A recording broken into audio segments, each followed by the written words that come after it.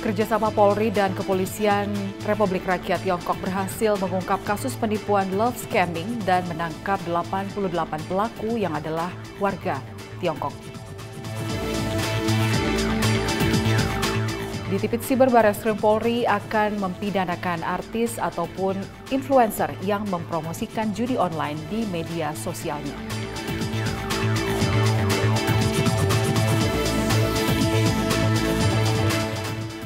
Polisi bersama Perumda menyalurkan lebih dari 16.000 liter air bersih kepada masyarakat Nanganae di Labuan Bajo.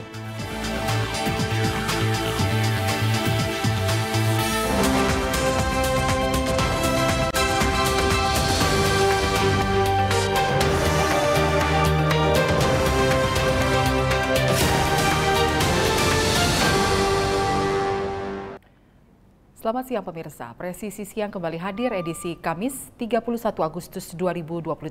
Selain 3 berita utama tadi, selama 1 jam ke depan kami juga telah menyiapkan sejumlah informasi terkini lainnya. Saya Lydia Rutinsulu, inilah Presisi Siang selengkapnya.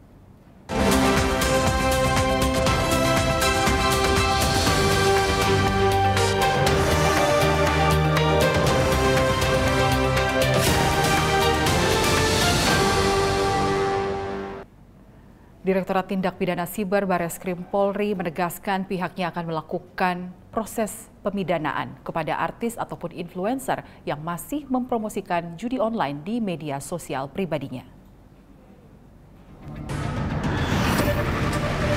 Pihak kepolisian saat ini gencar membongkar praktik perjudian yang sedang marak terjadi di tengah masyarakat.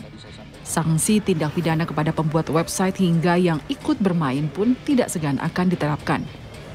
Direktorat Tindak Pidana Siber Barreskrim Polri bertindak serius dalam upaya memberantas perjudian online di Indonesia.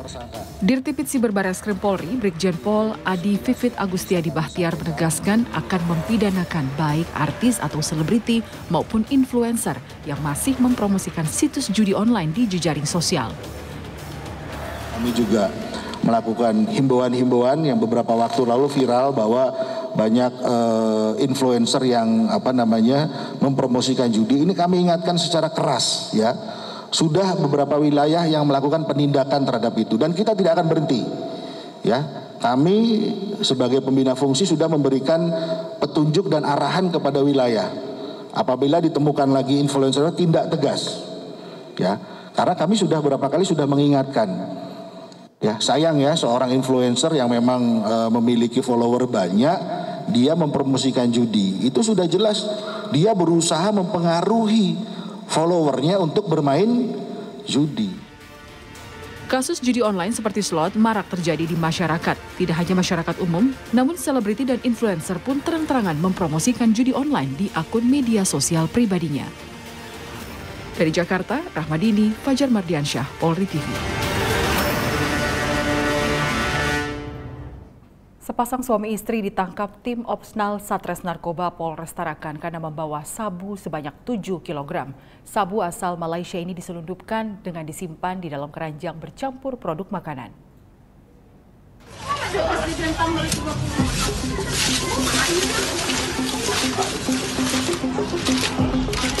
Inilah detik-detik pengungkapan kasus upaya penyelundupan sabu 7 kg di atas kapal Pelni menuju Parepare yang dilakukan tim Opsnal Satres Narkoba Polres Tarakan Polda Kalimantan Utara. Upaya ini dilakukan sepasang suami istri RH dan SM. Untuk mengelabui polisi, mereka mengemas sabu-sabu dalam 7 bungkus plastik warna hijau dan disembunyikan dalam sebuah keranjang bercampur produk makanan dan pampers bayi. Dari interogasi, suami istri ini diketahui sudah 4 kali melakukan pengiriman sabu dari Malaysia ke Sulawesi. Keberhasilan pengungkapan sabu jaringan Malaysia ini merupakan hasil pengembangan setelah tertangkapnya seorang terduga pengguna dan juga pengedar di Tarakan, yaitu SK. Pelaku saat ditangkap berusaha menyembunyikan 1 bungkus kecil sabu di dalam dashboard motornya pada tanggal 24 Agustus 2023. Jumat tanggal 25 Agustus kita sudah standby di Balikpapan, tapi karena waktu jeda kapalnya itu sandar kapalnya cepat, akhirnya anggota kita naikkan ke atas kapal. Dan kemudian di atas kapal lah sudah saya video. Di atas kapal kemudian dilakukan penggeledahan. Ini dengan jumlah total sementara brutonya 7.026,84 gram. Jadi lebih dari 7 kilogram. 7 kilogram lebih brutonya. Dari setelah kami timbang barang bukti sabu-sabu.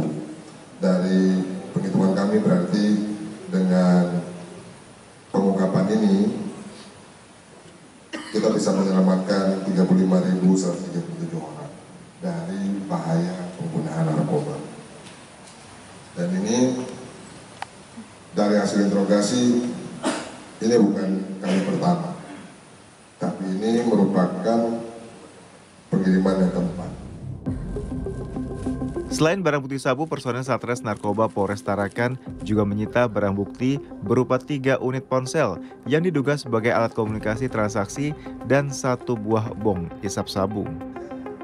Atas perbuatannya, para pelaku terancam penjara minimal 5 tahun dan paling lama 20 tahun, serta denda paling sedikit 1 miliar rupiah dan paling banyak 10 miliar rupiah.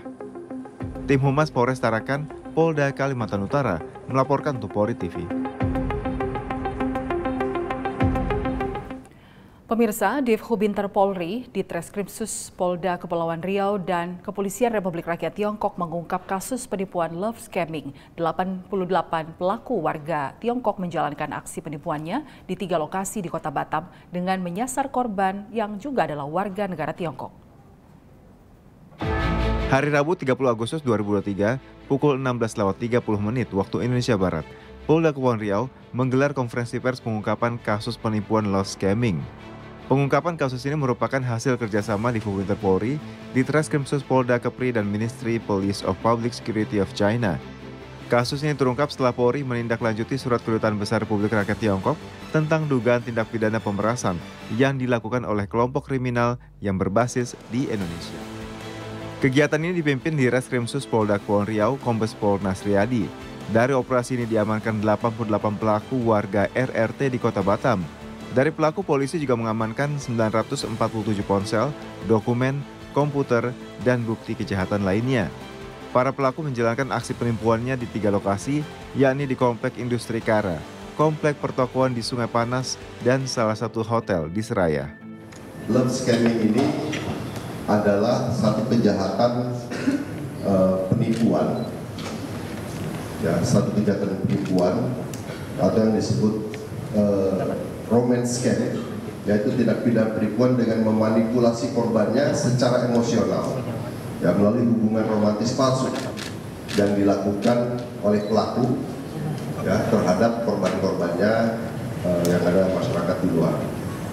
Perlu kami garisbawahi bahwa pelaku-pelaku ini adalah semuanya warga negara asing, yaitu warga negara dari RRC, Republik Rakyat Cina. Kemudian korbannya pun sama, korbannya adalah tidak ada yang korban dari warga negara kita, tapi korbannya pun semuanya merupakan warga negara Cina. Kenapa kami dari Polda Kepri melakukan penangkapan? Semua ini berdasarkan informasi yang diterima oleh Polda Kepri, di mana informasi ini bersumber dari Divisi Hub Interpol. Divisi Hub Interpolri memberikan informasi kepada kita. Hub Interpolri mendapatkan informasi juga dari Kepolisian China. Kasus ini selanjutnya diserahkan ke Kepolisian RRT dengan mekanisme police to police.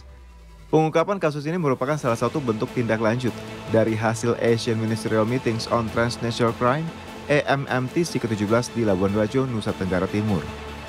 Tim Humas Polda Kepulauan Riau melaporkan untuk Polri TV.